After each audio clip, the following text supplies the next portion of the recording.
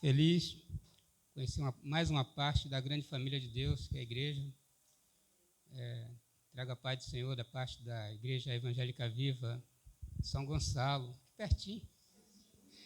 Acordei às 5h30 da manhã, poder chegar aqui no horário, poder estar com os irmãos mais tempo. E foi muito, muito bom. Foi complicado de chegar, mas graças a Deus cheguei em paz. E muito feliz por essa igreja, né? Dizem que todos os começos são difíceis, né? Eu sei disso porque lá também eu estou começando. Então, é uma luta muito grande, mas parabéns a todos os irmãos e irmãs que estão fazendo um belo trabalho aqui. Deus continue abençoando vocês. E nós vamos falar hoje, dentro desse tema, né? Eu quero ampliar um pouco mais, porque o Evangelho, quanto mais a gente expande, né? Abre mais a nossa mente, nosso entendimento, nos dá mais base, mais fundamento, para que a gente possa fortalecer na palavra de Deus. Eu amo a palavra e o Evangelho me fascina, né? Por isso que eu vim de tão longe para estar aqui com os irmãos, né? Sou fominha de Evangelho. O tema, né? Homens transformados pelo poder de Deus, segundo aos Coríntios, capítulo 3, versículo 18. Vamos dar uma relembrada aqui, né? Está escrito: mas todos nós, com cara descoberta, refletindo como um espelho a glória do Senhor, somos transformados de glória em glória na mesma imagem, como pelo Espírito do Senhor. Gostei muito desse texto, bastante apropriado, não somente para os homens, mas para todos nós, né, que somos cristãos. Eu comparo a história humana, né, de uma forma geral, com o reino animal. Quando nós acompanhamos o desenvolvimento da borboleta, primeiro ela é uma lagarta, depois se torna uma crisálida. É o momento que a borboleta entra ali no casulo, a lagarta entra no casulo. Depois de um tempo ela sai do casulo, transformada em borboleta, já parece ser um outro ser totalmente transformado, né? Mudado completamente, que a palavra transformar significa isso, mudar a forma, né? Ir além da forma. Quem olha para uma borboleta, quem não conhece a biologia, jamais pode imaginar que aquilo ali é uma lagarta, né? Porque a forma da borboleta é totalmente diferente da forma da lagarta, e o modo de vida da borboleta também é muito diferente do modo de vida da lagarta. A lagarta rasteja, a borboleta voa, né? A lagarta é colorida, mas a gente olha para ela assim, muitas vezes causa assim, um certo asco. E a borboleta, acho que todo mundo aqui gosta de borboleta, né? Geralmente são muito bonitinhas, coloridas, inofensivas. Lagarta não, lagarta às vezes machuca a gente. Tem toxinas, né? São venenosas, tem lagartas que matam. Borboleta, até hoje eu não vi borboleta matar ninguém. Então a história da vida humana, né, é mais ou menos assim, né? Tem um estágio de lagarta, o estágio de crisálida e o estágio da borboleta. A lagarta é o pecador lá que está sem Jesus, não conhece o Evangelho, né? Está lá machucando muita gente, né? Como a gente já viu aqui na palavra, arrumando problema. Mas tem um momento que essa lagarta ouve o Evangelho, aí se arrepende dos seus pecados, aceita Jesus, aí entra no casulo, se torna crisálida, né? Que é o nosso momento agora, né? Já fomos lagartas, agora somos crisálidas, estamos sendo transformados. O interessante é quando a lagarta entra no casulo, se torna crisálida, ela se torna líquido, ela se deforma completamente, ela derrete, a lagarta derrete, ela vira um líquido e depois ela vai se moldando novamente e se transforma numa borboleta, né? Interessante, ela deixa de ser lagarta completamente, ela vira líquido e depois é que ela vai se transformar em borboleta. É uma transformação realmente, é o que chamamos de metamorfose, né? Uma mudança completa, né? Totalmente além, né, da forma original. Assim também é o ser humano. E no final de tudo, que é a melhor parte, espero que dê tempo de chegar lá, é a parte da borboleta, quando sai do casulo, né? Aí já é o cristão saindo do casulo de que maneira? Na ressurreição. Quando Jesus voltar, seremos transformados. Aí a transformação final, completa, né? Aí já não tem mais nada a ver com lagarta, agora é borboleta celestial. Aí vai ser uma maravilha. Então vamos andar aqui na palavra, né? A gente vai viajando assim e aí esquece até da hora, mas espero acabar num bom horário. Então, muito bem, nós vamos falar de homens transformados e mulheres também, né? Pelo poder de Deus, mas antes eu gostaria de começar pelo tempo de lagarta, né? Pelos homens não transformados, a condição humana, né? Que a Bíblia mostra é uma condição bastante triste, no modo geral. Romanos capítulo 3, versículo 23, porque todos pecaram e destituídos foram ou estão da glória de Deus. Todos. Em que momento?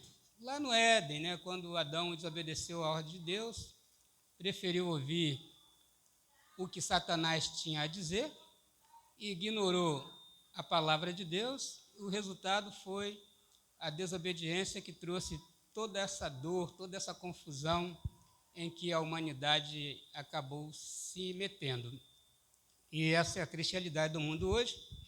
Deus olhou do céu, não viu nenhum justo, nenhum sequer, e por isso ele enviou o seu Filho para que através dele a humanidade pudesse ter a oportunidade de se transformar novamente, ser moldada à imagem do seu Filho.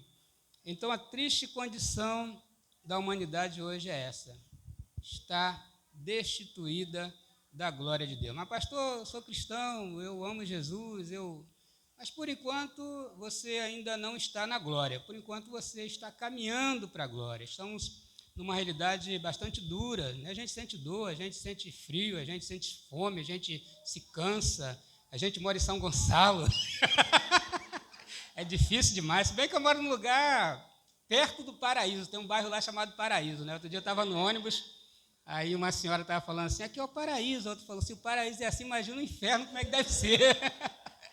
Mas a gente mora lá, né? Então é a realidade, né? O pecado está aí e nós estamos inseridos no mundo, né, que jaz no maligno, estamos rodeados pelo pecado de todos os lados e vamos sobrevivendo de fé em fé, de glória em glória, pela graça do Senhor, pela misericórdia, aguardando com esperança o dia da manifestação da glória dos filhos de Deus.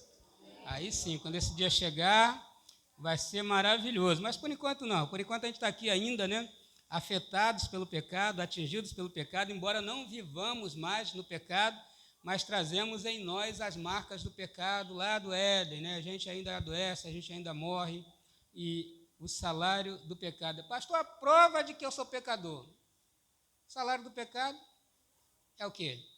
É a morte. Se você morre, você é pecador, não tem jeito. Ah, mas a planta morre e a planta não é pecadora. Quem disse que não? Romanos capítulo 5, versículo 12, diz que por um homem entrou o pecado no mundo, e pelo pecado a morte, assim também a morte passou a todos os homens, por isso que todos pecaram. Estou aqui no teleprompter, tá? Então a morte entrou no mundo através do pecado de Adão, né? O pecado dele trouxe morte, não somente para ele, mas também para toda a raça humana, mas o pecado não entrou só no homem, entrou no mundo. Por isso que o passarinho morre, o leão morre, a formiga morre, a estrela morre, o planeta morre, o universo morre. É porque a morte é para o mundo. Isso é uma prova de que o mundo está morto no pecado, no maligno, né? Ah, mas Jesus morreu, Jesus não tinha pecado. Beleza, ele morreu, mas depois ele ressuscitou. Ele morreu porque ele quis morrer, né? Ele não devia nada para o pecado não tinha legitimidade sobre Jesus. Foi por isso que ele voltou. Você já viu um pecador voltar do mundo dos mortos? Ele volta e depois morre de novo, como a gente vê na Bíblia. Mas Jesus foi o único que venceu a morte, porque ele não devia nada para ninguém. Não devia, ele não tinha dívida de pecado para pagar, tinha a nossa dívida, por isso ele precisava morrer. Morreu porque nós somos pecadores e devemos ao pecado a morte.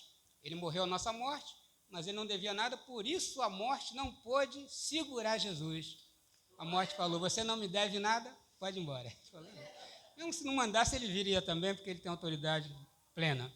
Então essa é a condição humana. Vamos falar um pouco agora sobre os homens, né, que não são transformados. Aqueles que não tiveram ainda esse novo nascimento, esse novo encontro com o Senhor, que também é uma situação bastante difícil, bastante complicada.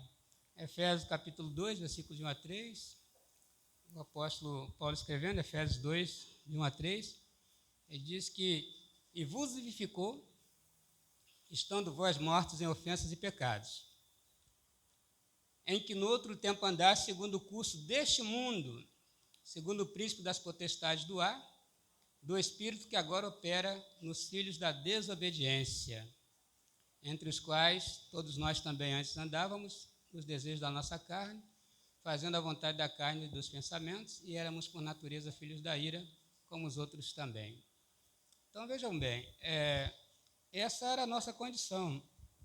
Nós fomos vivificados também por Jesus, e Ele nos resgatou dessa condição de pecado. Antes disso,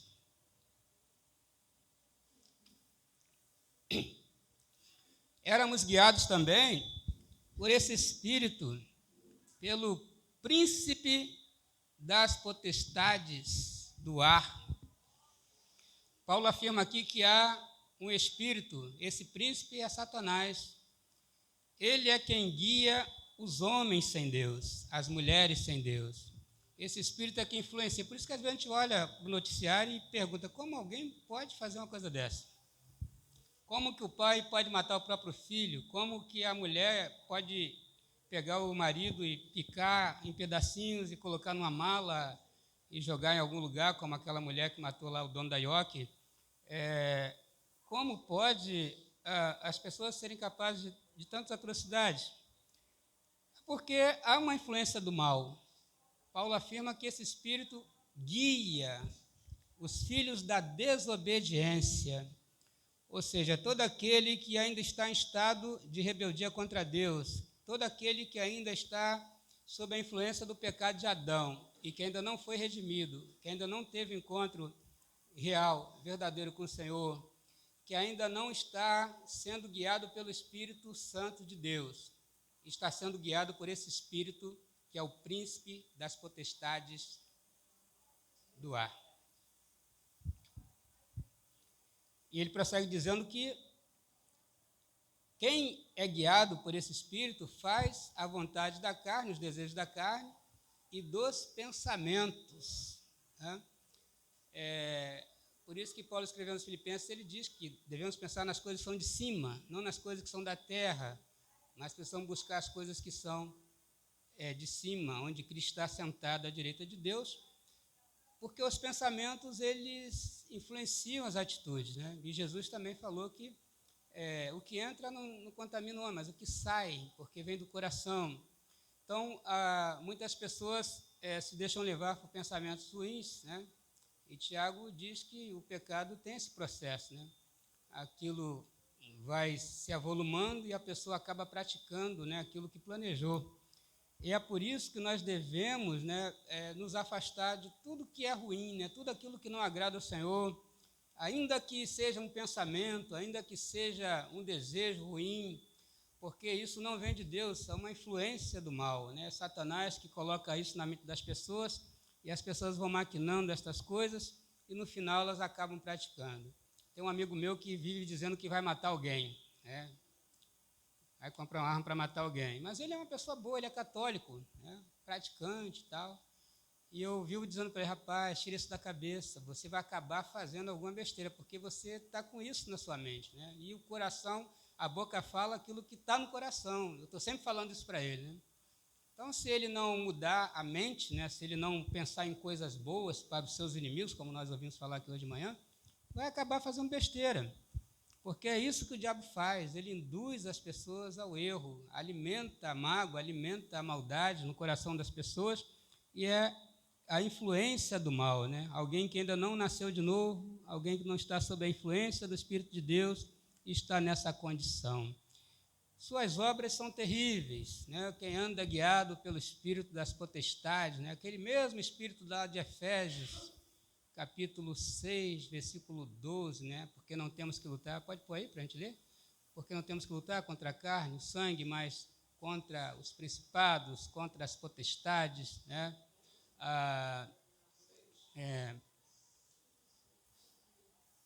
Efésios 6, 12. Não é isso aí?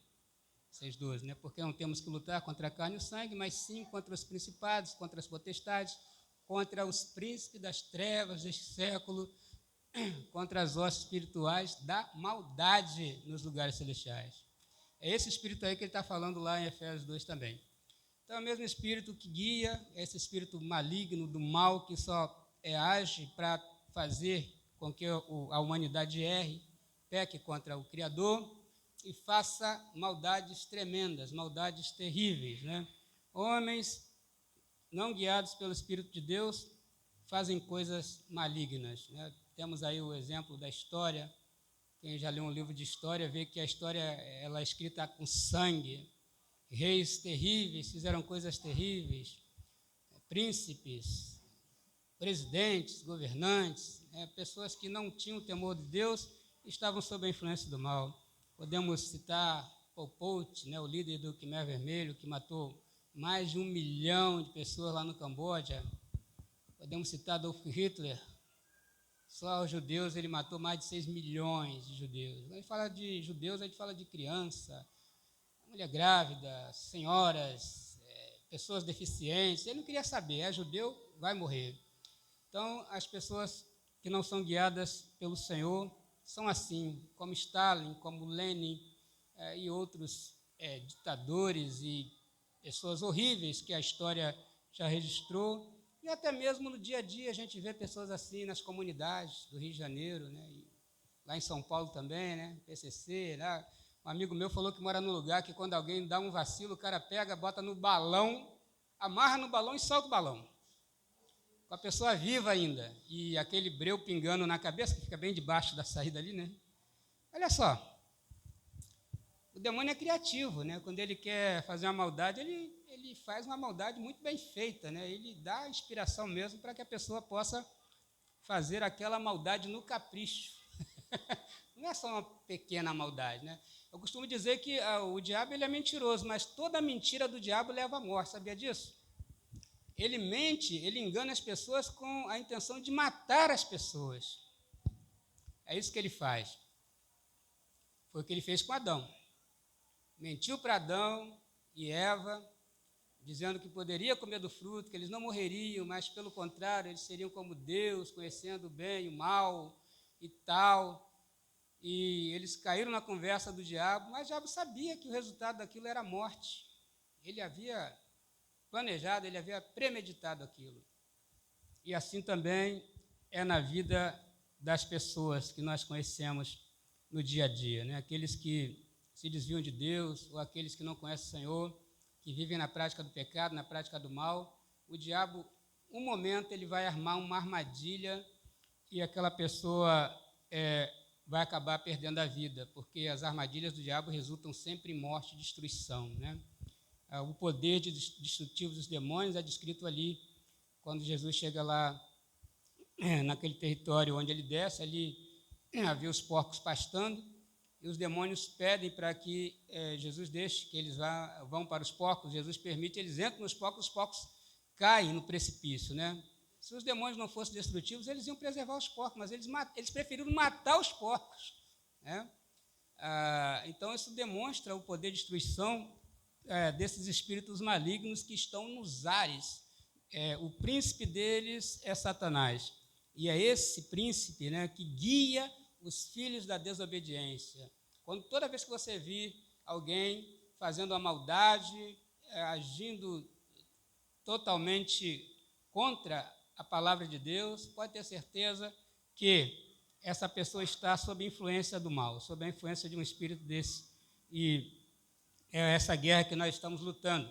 A igreja é a única que tem poder para lutar essa batalha, para libertar os homens e as mulheres não transformados dessa influência maligna que está matando, está destruindo muitas famílias, muitos jovens, muitas jovens, levando as pessoas para tantas coisas erradas, né? 1 Timóteo, capítulo 1, versículos 9 a 10, Paulo fala um pouco, né, das obras que essas pessoas fazem, e todas as pessoas que agem dessa maneira são aquelas que estão em rebeldia contra Deus, estão contra a lei de Deus, estão fazendo aquilo que não é do agrado do Senhor. Então, 1 Timóteo, capítulo 1, versículos de 9 a 10, diz assim: sabendo isto, que a lei não é feita para o justo, mas para os injustos e obstinados, para os ímpios, pecadores, para os profanos e religiosos, para os parricidas, aqueles que matam os pais, e matricidas, né, separa, que mata as mães, né, para os homicidas, né, que matam todo mundo, pai, mãe, cachorro, né, não, cachorro não, é homem, né, homicida, né. Para os fornicadores, né, aqueles que gostam de fazer sexo fora do casamento, para os sodomitas, aí entra a categoria dos homossexuais, para os roubadores de homens. Aí a gente pode entender de duas formas, né? Os assaltantes e os sequestradores, para os mentirosos, para os perjuros, né? Aqueles que gostam de jurar: eu juro por Deus que eu vou fazer, aí não faz. Eu juro por Jesus, aí não faz. Juro pela minha mãe, aí não faz, né? São os perjuros, né? E para o que for contrário à sã doutrina. Então é tanta modalidade de pecado que não cabe aí. Paulo teve que resumindo, né? Vocês já entenderam o que eu quis dizer, então, tudo que é contrário a essa doutrina, mas não está aqui, não está aí, mas usar droga, então eu posso, cocaína não está aqui, não, mas está ali, é contrário a essa doutrina, está destruindo o seu corpo, né? O bêbado está lá em 1 Coríntios capítulo 6, né? Fala que os bêbados não herdarão o reino de Deus. Então as pessoas dão desculpa que não está, não está escrito aqui, não está, mas Paulo já deixou uma abertura ali, porque, como a gente brinca lá no trabalho, né? Tem coisas que o homem faz que até o diabo se surpreende, né? Tem coisas que, puxa, eu não imaginei que ia ser desse jeito, né? O cara é homem, aí vira mulher, mulher vira homem, e o diabo falou: nem eu pensei nisso, como é que, né? Eu não pensei nisso, como é que eu não pensei nisso? Né? São surpresas. Mas o ser humano, infelizmente, ele é muito criativo também para fazer o mal, né? Ainda mais influenciado por esse espírito maligno. Então, as obras, né, das pessoas guiadas por esse espírito são essas coisas aí, né? Satanás, ele entra nas pessoas, influencia as pessoas através de demônios, e elas acabam tendo esses tipos de atitude, né? Jesus falou sobre os falsos profetas. Ele disse que pelo fruto se conhece a árvore. Uma árvore boa não pode dar fruto ruim, uma árvore ruim não pode dar fruto bom. Assim também é o ser humano, né? O ser humano não redimido, ele não pode produzir nada de bom. Mas ele é bandido, mas ele ajudou uma pessoa que foi atropelada ali. Isso não significa que ele é bom. Ele fez um ato de bondade, né? Agiu com misericórdia ali naquele momento, mas ele, por natureza, é mau, é ruim, né? Então, precisa ser alcançado pelo Evangelho, precisa ser transformado pelo poder de Deus, porque a verdadeira libertação somente o Senhor pode operar.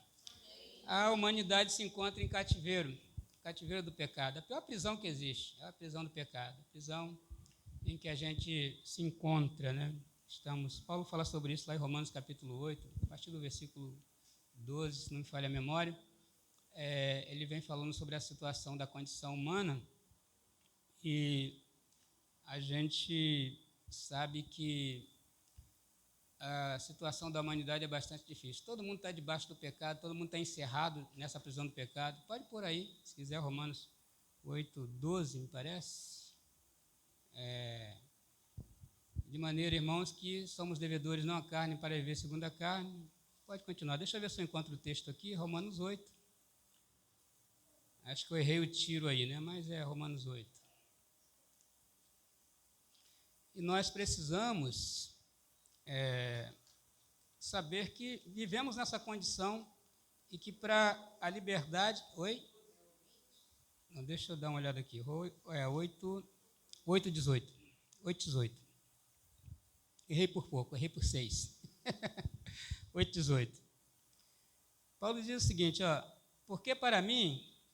tenho por certo que as aflições deste tempo presente não são para comparar com a glória que em nós há de se revelar. Então, Paulo reconhece que há uma aflição agora, né? Esse tempo presente são tempos difíceis, são tempos de aflições, né?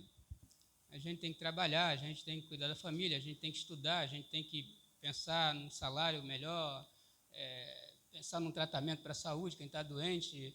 Enfim, são aflições todos os dias. E essa não é a condição original do ser humano. No Ano Novo, fui pregar, primeira semana do Ano Novo, né? Eu tinha acabado de perder minha irmã.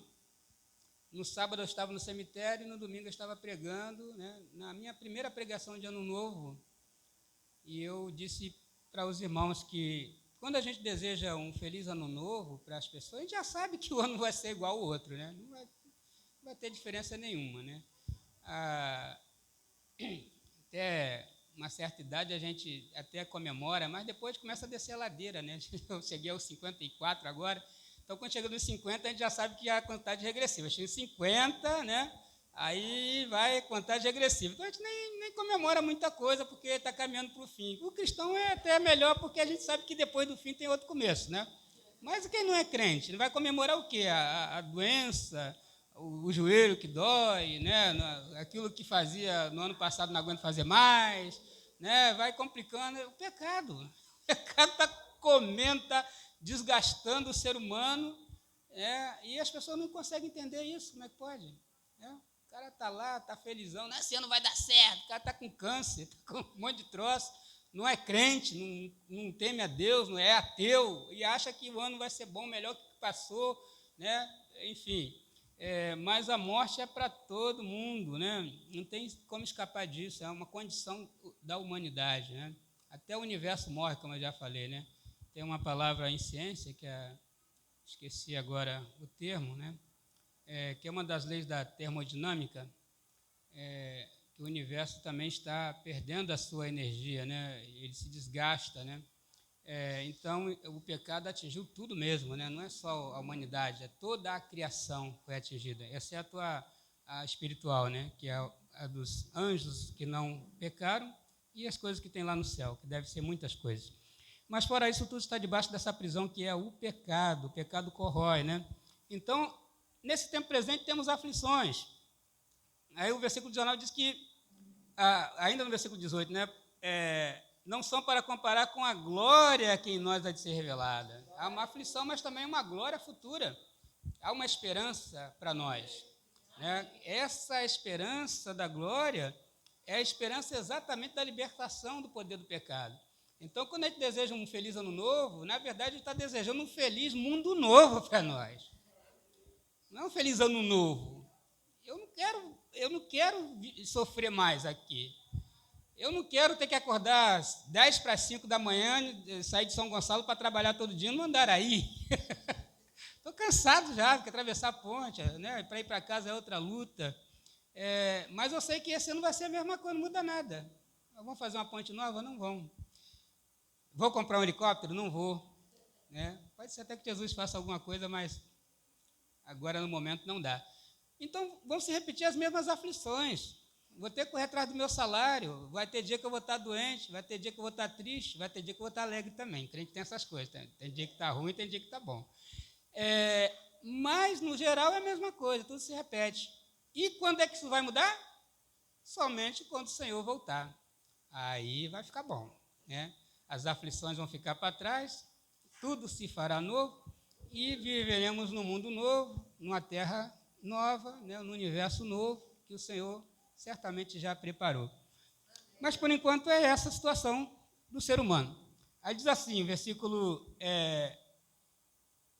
19, né? Porque a ardente expectação da criatura espera a manifestação dos filhos de Deus.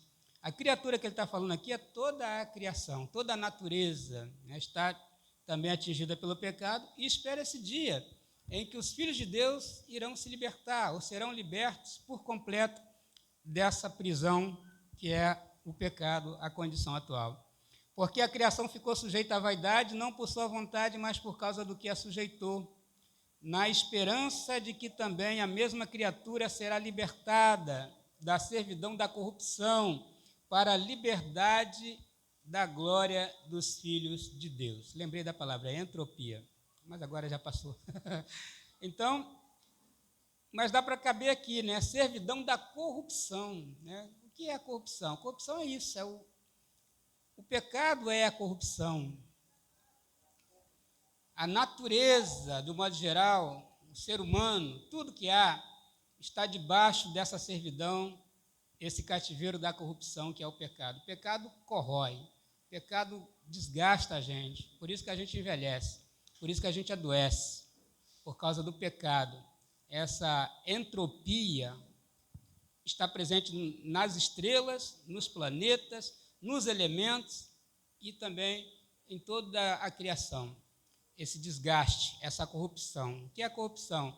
Corrupção é podridão, né? É aquilo que se destrói. E essa é a condição da natureza. Tudo apodrece, tudo estraga, tudo enferruja. A entropia, que é essa perda de energia da matéria, está em tudo, em todas as coisas, porque isso é consequência do pecado. O cientista lesse a Bíblia e dizer, puxa, achei, entropia é pecado, que é isso que acontece. Então, nós estamos assim nessa condição agora, mas estamos aguardando essa libertação e toda a natureza está esperando também. O versículo 22, ainda o versículo 21 diz que para a liberdade da glória dos filhos de Deus. O 22, porque sabemos que toda a criação geme, está juntamente com dores de parto até agora, e não só ela, mas nós mesmos que temos as primícias do Espírito, também gememos em nós mesmos, esperando a adoção, a saber, a redenção do nosso corpo. Então, até nós que somos cheios do Espírito Santo, também passamos por essas situações, né? Eu sou um homem transformado, né? Pelo poder de Deus. Você não chora, não? Não sofre? O calo do teu pé não dói, não? Sua unha encravada não dói também? Pode ser cheio do Espírito Santo, pode ser o que você quiser, mas vai doer, vai sofrer, você vai chorar, você vai se alegrar, mas vai ficar triste também, porque é uma condição humana, faz parte do cativeiro da humanidade. Todos debaixo do pecado. Romanos 3, 23. Todos pecaram e destruídos foram ou estão da glória de Deus. Estamos aguardando agora, com expectativa, esse dia, né, da redenção do nosso corpo, quando vai ocorrer a verdadeira transformação, a transformação final, né? Aquilo que a Bíblia diz que é chegar à estatura de varão perfeita, a estatura de Cristo. Estamos caminhando, prosseguindo para o alvo, pela soberana vocação de Deus em Cristo Jesus. Aí Paulo assim, mas ainda não sou perfeito, eu estou caminhando para lá. Perfeição completa só vai chegar no dia da redenção, porque a última coisa a ser vencida é a morte, e a última coisa a acontecer é o resgate do corpo. Se Jesus não voltar daqui a alguns anos, aqui aos 30 anos, eu não vou estar mais aqui, a não ser que eu viva muito tempo, além das minhas expectativas, mas o corpo morre, mas morreu salvo. Quando o Senhor voltar, esse corpo será restaurado, transformado, redimido, e nós receberemos a redenção final. Pastor, o que é redenção? Redenção era uma coisa que acontecia em Israel, quando o judeu ficava muito pobre, ele se vendia para alguém, e depois um parente próximo tinha que resgatar aquele judeu e devolver tudo que ele tinha perdido. Casa, filhos, tudo, todos os bens deveriam ser restituídos, e a liberdade também. Quando o homem pecou lá no Éden, o homem perdeu os seus direitos, suas prerrogativas que ele tinha com Deus, a comunhão com Deus, a vida eterna, o Éden. Ele foi expulso de lá e não pôde voltar mais pela sua própria capacidade. Mas quando a morte entrou, então as pessoas hoje morrem.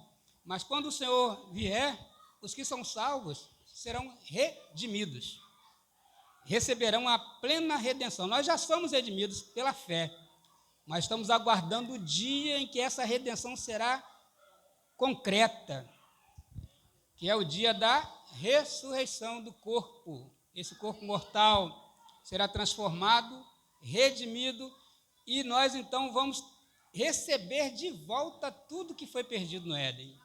Vida eterna, comunhão com Deus, né? A morada com Deus, a alegria que foi perdida, o descanso, a paz, enfim, tudo de bom que o ser humano perdeu, as riquezas indizíveis que existem na glória tudo será devolvido para aquele que espera no Senhor. O Evangelho é muito mais profundo do que aquilo que a gente possa imaginar. Olha que eu vim falar de homens transformados pelo poder de Deus, já estou viajando aqui na maionese. Então, voltemos aqui, vamos aterrissar novamente. Então, estamos esperando a adoção, a saber, a redenção do nosso corpo, né? Então, estamos nessa esperança, estamos aguardando que isso venha acontecer. Por enquanto, não. Estamos ainda no casulo, estamos aguardando esse dia chegar. Mas a realidade é essa, todos estamos debaixo desse poder do pecado, ainda que salvos, mas nós também somos atingidos por algumas dessas coisas ainda. E como é que faz, pastor, para escapar disso aí? Olha, só existe um caminho, né? Jesus já ensinou qual é, né? Eu sou o caminho, a verdade e a vida, ninguém vem ao Pai a não ser por mim. Para a memória, João 14,6, né? Então a libertação vem através do Senhor. Ele é o único que pode nos libertar dessa situação de cativeiro do mal, do pecado, dessa influência maligna de Satanás. Hoje de manhã, puxa, a moça veio falar comigo pedindo dinheiro para comer. Eu sabia que era para comprar droga, mas a menina toda arrebentada, toda remendada, o rosto cortado, cheio de cicatriz, o peito com a cicatriz enorme aqui, toda ruim mesmo. Então, o diabo, ele faz isso, ele não brinca, ele destrói mesmo, entendeu? E se ela não sair daquela situação, ela morre, porque ela já está nas últimas, né? E eu falei de Jesus para ela, mas quantos que a gente conhece assim, né? Pessoas que estão nessa situação muito difícil, né? Quanto mais o pecado envolve a pessoa, mais a pessoa se destrói, mais a pessoa se acaba, né? E ao passo que pode olhar no rosto do cristão, né? Aquele cristão que é sério, verdadeiro, né? Ele está sempre com um bom semblante, né? Uma aparência renovada. A gente encontra pessoas aí de 20, 30 anos atrás que estão servindo ao Senhor mesmo com alegria e não mudam. Parece que Jesus vem de noite, faz uma plástica ali e as pessoas melhoram até, em vez de piorar, melhoram. Eu vejo pessoas assim, né?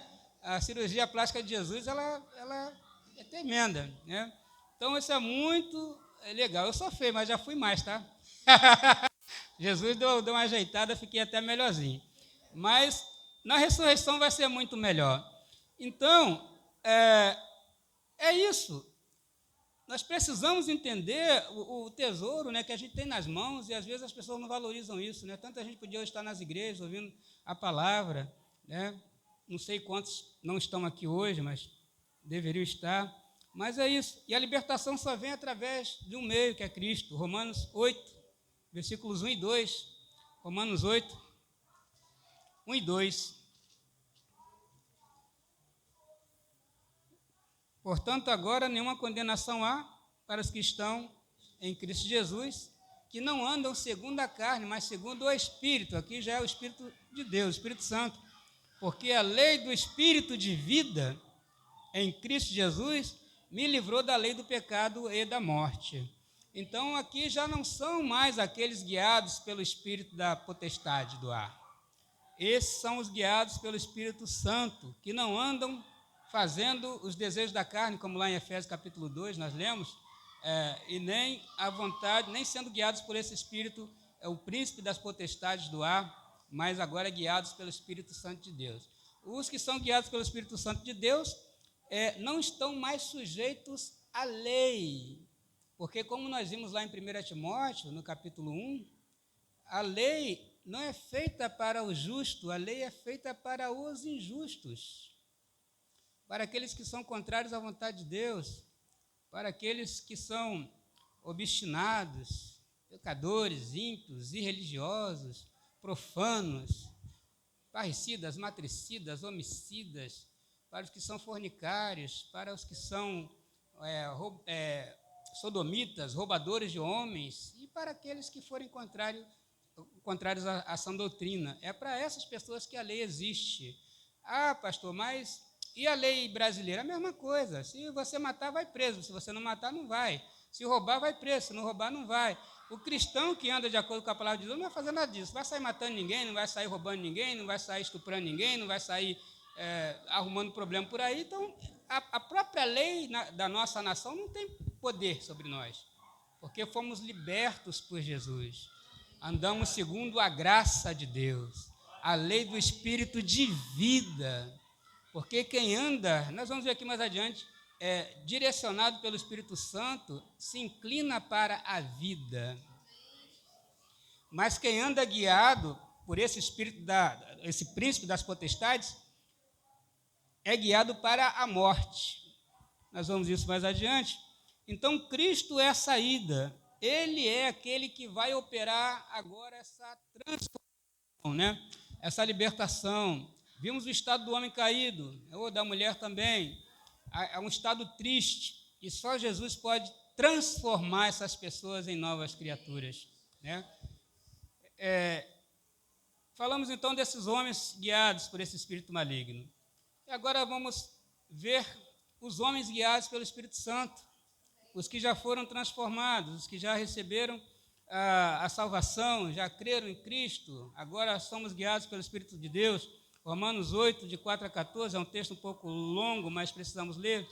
Romanos capítulo 8, versículos 4 ao 14, Paulo diz o seguinte: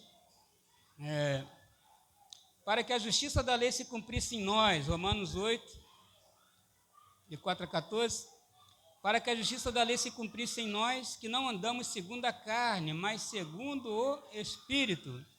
Porque os que são segundo a carne inclinam-se para as coisas da carne, mas os que são segundo o Espírito para as coisas do Espírito. Porque a inclinação da carne é morte, mas a inclinação do Espírito é vida e paz. Porquanto a inclinação da carne é inimizade contra Deus, pois não é sujeita à lei de Deus, nem em verdade pode ser. Portanto, os que estão na carne não podem agradar a Deus. Vós, porém, não estáis na carne, mas no Espírito, se é que o Espírito de Deus habita em vós. Mas se alguém não tem o Espírito de Cristo, esse tal não é dele. Isso aqui é muito sério, tá? Por isso que lá em Efésios 5,18, Paulo diz, né, não vos embriagueis com vinho, que há contenda, mas enchei-vos do Espírito. É uma urgência. Ser cheio do Espírito Santo vai além de você ser uma pessoa cheia de poder. Tem gente que quer se encher do Espírito Santo para ser cheia de poder, operar milagre, flutuar, fazer descer fogo do céu. Isso é legal, eu quero chegar nesse nível ainda. Fazer assim, sair bola de fogo da mão, né, igual aqueles desenhos. Tá? É muito bom isso. Só que há uma implicação muito mais profunda em ser cheio do Espírito Santo. O Espírito Santo é o selo da promessa. É aquilo que identifica que aquela pessoa pertence a Cristo. Quem não tem o Espírito Santo não é dele. E olha só o que ele vai dizer aqui mais adiante, que é muito mais sério. Versículo 10 diz: se Cristo está em vós, o corpo, na verdade, está morto por causa do pecado, ou seja, a pessoa morre, né? Ainda pode morrer, mas o Espírito vive por causa da justiça. E se o Espírito daquele que dos mortos ressuscitou a Jesus habita em vós, aquele que dos mortos ressuscitou a Cristo também vivificará o vosso corpo mortal pelo seu Espírito que em vós habita. Quem opera a ressurreição aqui?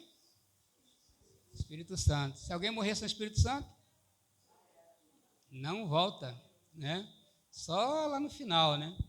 Aí o Senhor vem recolher, olha assim, cadê a marca?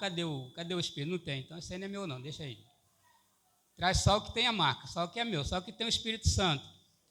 Então, é uma questão bastante séria, né? A busca pelo Espírito Santo resulta em salvação. Então, quanto mais a pessoa se enche do Espírito Santo, mais salva fica, né? Porque o que vai dar ao cristão a condição de ser salvo é o Espírito Santo que habita nele, ou que habita nela. Ele é o penhor, ele é o selo, é aquilo que nos dá a capacidade de sermos salvos. Quem não tem o Espírito Santo não pode ressuscitar no dia da ressurreição, quando o Senhor vier buscar o seu povo.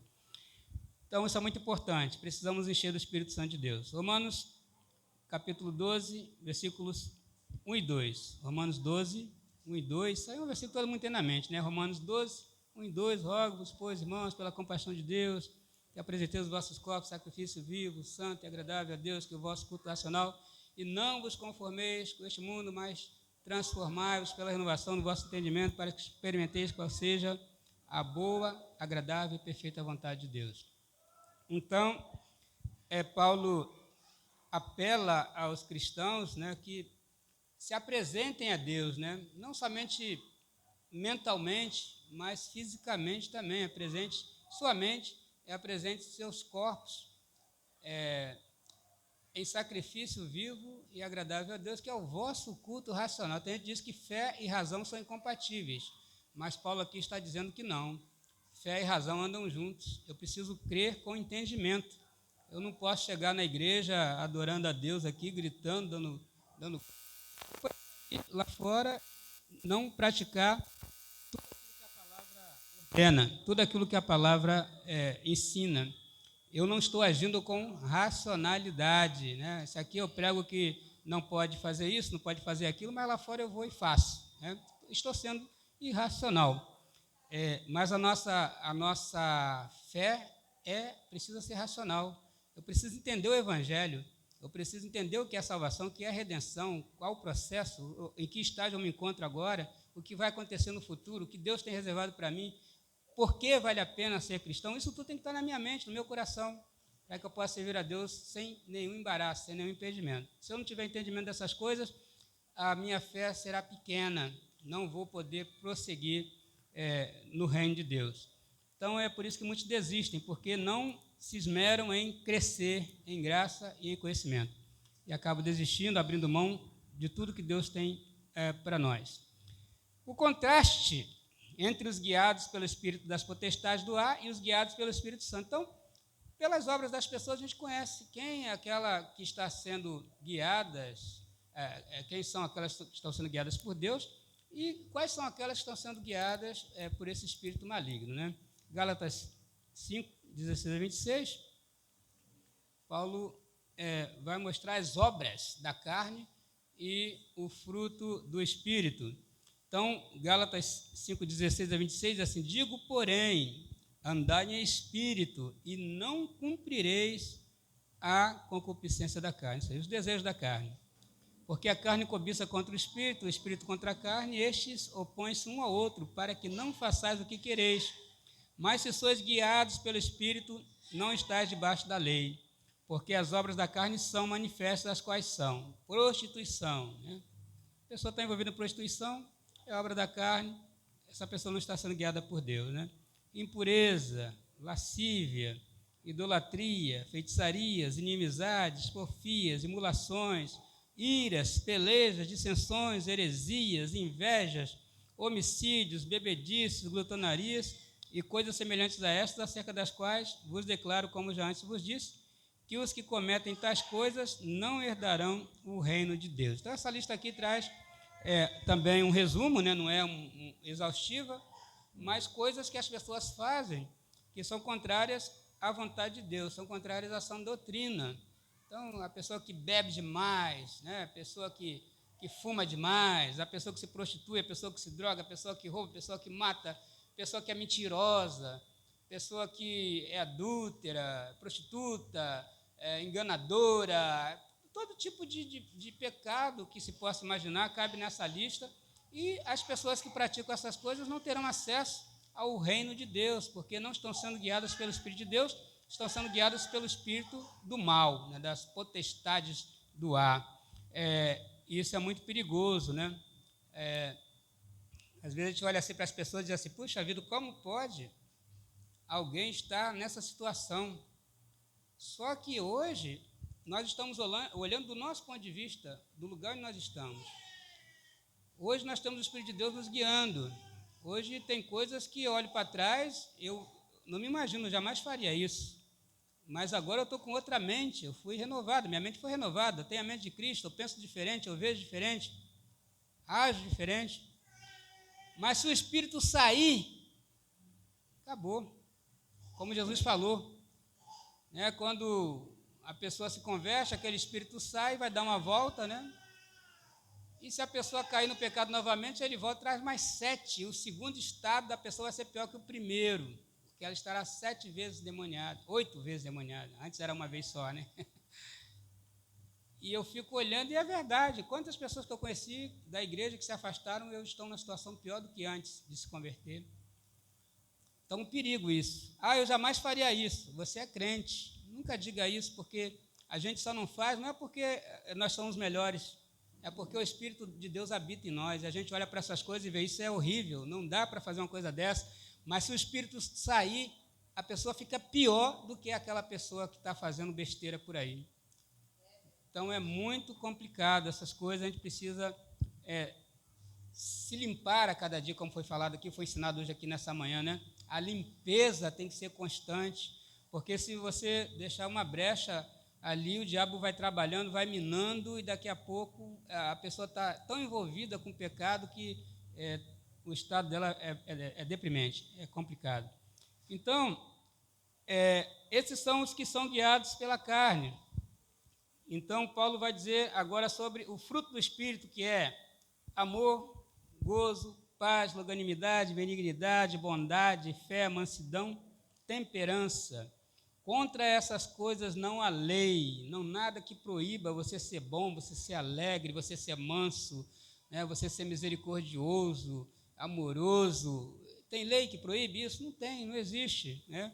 E os que são de Cristo crucificaram a carne com as suas paixões e concupiscências.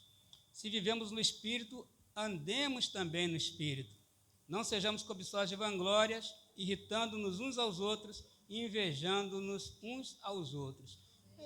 Crente que fica provocando o outro, fica irritando o outro, fica invejando o outro, fica arrumando confusão, espalhando heresia, esses não estão sendo guiados pelo Espírito de Deus. São joio no meio do trigo e no final vai ser complicado para essa pessoa, né? Porque quando vier a separação, né? Porque Jesus veio fazer isso. João Batista falou que ele na mão tem a pá e padejará a sua eira, né? O trigo ele ajunta no celeiro, mas a casca ele queima no fogo que nunca se apaga. Então, padejar é isso, né? Jogar para o ar, o vento passa, a casca vai com o vento, o trigo é mais pesado, o trigo desce, o trigo fica, a palha sai. Mas quem faz isso é Jesus, não sou eu, né? Quando a igreja está muito complicada, ele vem com a pazinha dele, dá uma balançada assim, a casca vai embora, né? Fica o trigo, né? Isso acontece sempre. Então, é assim. Quem age assim, precisa se encher do Espírito Santo. Aqui foi dado um roteiro essa manhã, né? O que você precisa fazer para se acertar, né? Está com dívida espiritual com alguém? Paga, né? Tem a dívida física e tem a espiritual, né? A física, você espera sair o seu pagamento lá, no dia você vai lá e paga, né? Resolve.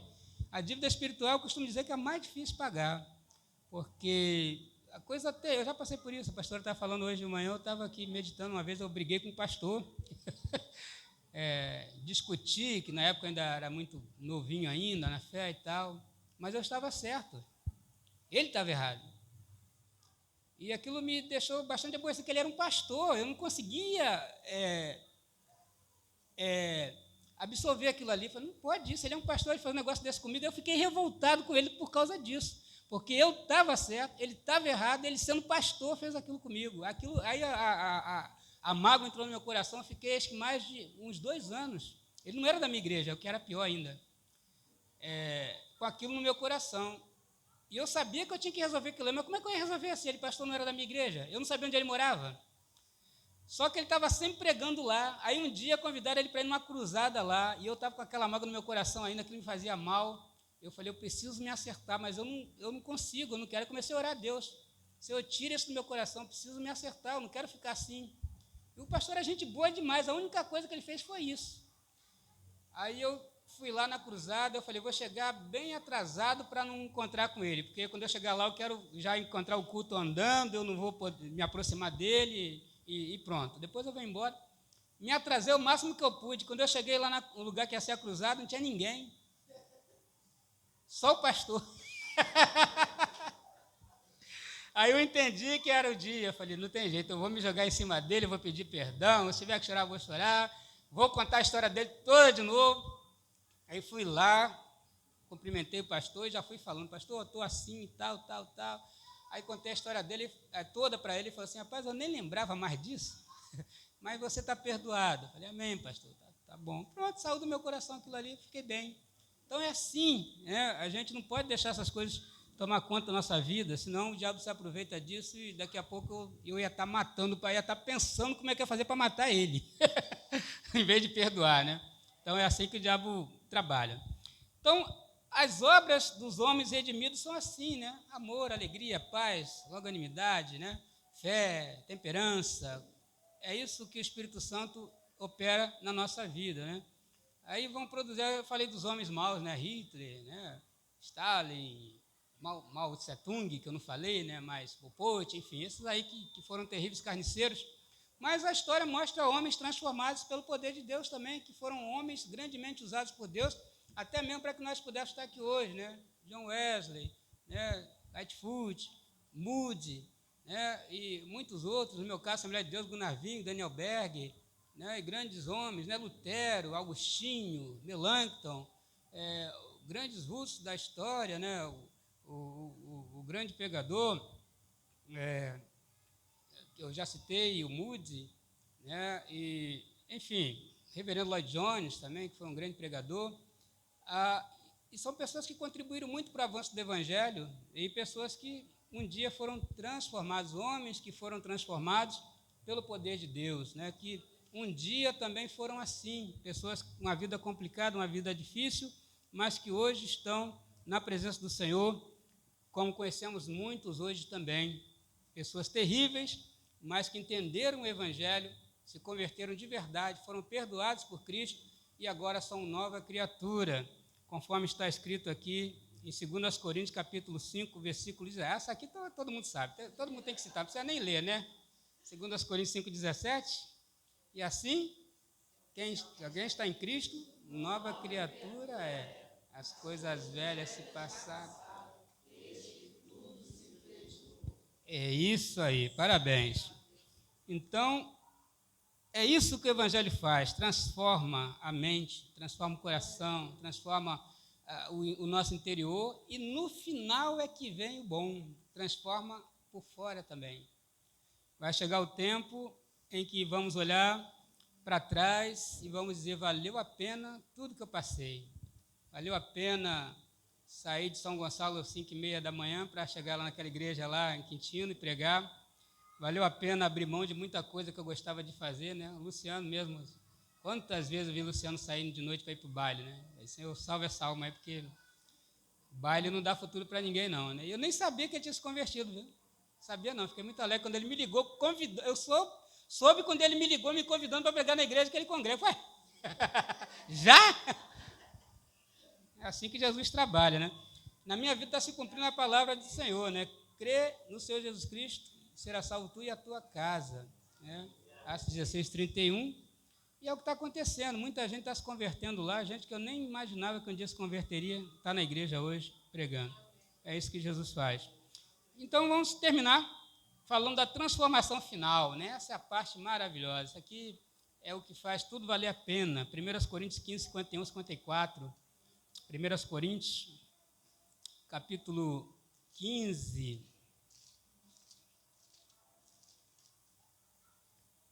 51 a 54, diz a palavra de Deus assim: eis aqui vos digo o mistério, na verdade nem todos dormiremos, ou seja, morreremos, mas todos seremos transformados. Num momento, no abrir e fechar de olhos, antes da última trombeta, porque a trombeta soará e os mortos ressuscitarão incorruptíveis, não apodrece mais, né? Não se estraga mais, como eu falei aqui, né? Não se corrói mais, não se desgasta mais, e nós seremos transformados, mudaremos a forma, porque convém que isto que é corruptível se revista da incorruptibilidade, e que isto que é mortal se revista da imortalidade. E quando isto que é corruptível se revestir da incorruptibilidade, e isto que é mortal se revestir da imortalidade, então cumprir-se-á a palavra que está escrita: tragada foi a morte na vitória. É isso. Esse é o dia da nossa vitória. Não haverá mais morte, não haverá mais pranto, não haverá mais dor. O cativeiro do pecado ficará para trás. E o mundo que vem, o mundo que o Senhor está preparando ou já preparou, é o mundo em que os justos vão habitar, é o mundo em que habita a justiça. E é isso que nós estamos esperando: novos céus, nova terra, tudo novo. O Senhor fará novas todas as coisas. Essa é a nossa grande esperança. Eu vou deixar um versículo aqui que eu não tinha notado, mas para a nossa reflexão, o versículo 58 dessa passagem. Portanto, meus amados irmãos, sede firmes e constantes, sempre abundantes na obra do Senhor, sabendo que o vosso trabalho não é vão no Senhor. Vai valer a pena. Se tiver que chorar, chore. Se tiver que sofrer, sofra. Mas não abandone a fé no Evangelho de Cristo, porque aqui reside toda a nossa esperança. Gente, você nunca foi rico, talvez, né? Tem alguém rico aqui, assim, ganha, assim, 1 milhão por mês aqui? Não tem, né? Tem não, né? 2 milhões tem. milho mesmo. Imagina a maior riqueza que você possa ter na sua existência. Gente, o que Deus tem preparado para nós supera tudo isso. A verdadeira riqueza é a que Deus tem preparado para nós. Pense, diz que no universo tem um planeta, um meteoro, agora não me lembro, que é um diamante gigante. É um diamante gigante. Aquilo tudo é nosso. As jazidas de ouro, diamante, pedra preciosa que existem no universo pertencem a nós, porque nós somos herdeiros. Cristo é herdeiro de Deus, nós somos co-herdeiros de Cristo. A riqueza de Deus pertence a Jesus e pertence a nós. Pense numa fábrica aí de renome, a Coca-Cola, pertence a nós. No final é tudo nosso, porque nós vamos herdar todas as coisas. É lógico que a Coca-Cola certamente não vai existir lá, né? Mas coisas melhores haverão. Então, é isso. A mente de alguns cristãos não consegue alcançar essa magnitude de pensamento. O que está preparado para nós é melhor do que tudo, né? Porque é a vida eterna. Nada é melhor que a vida eterna. Nada compra a vida eterna. Você não ficar mais doente, não envelhecer, não ter nenhum tipo de problema, a alegria constante, viver num mundo melhor, muito melhor do que esse, na presença de Deus. Lá na glória tem coisas que a gente nem imagina, né? Jesus falando para Nicodemo, eu te falei das coisas terrenas, você não entendeu, se eu falar das celestiais, como é que você vai compreender? Então tem coisas que a gente não sabe, porque Deus não revelou, porque não dá para revelar agora, nossa mente não está preparada para entender isso. Mas lá na eternidade nós vamos ver o quanto valeu a pena, foi muito melhor do que as nossas expectativas, porque Deus tem coisas maravilhosas para nos mostrar lá, coisas que a gente nunca imaginou. Eu costumo dizer que tudo é nosso. Aí imagina assim, o anjo mais poderoso que tem lá no céu, Miguel, não sei quem é nosso, porque ele é de Jesus, ele é nosso também, né? Tudo que tiver lá é nosso, pertence à igreja de Deus. Então, vamos nos fortalecer na fé, abrir mão daquilo que precisa, acertar o que precisa, para que no dia da eternidade nós possamos entrar nos céus pela porta, dando glória ao Senhor pela obra que Ele realizou em nós, né?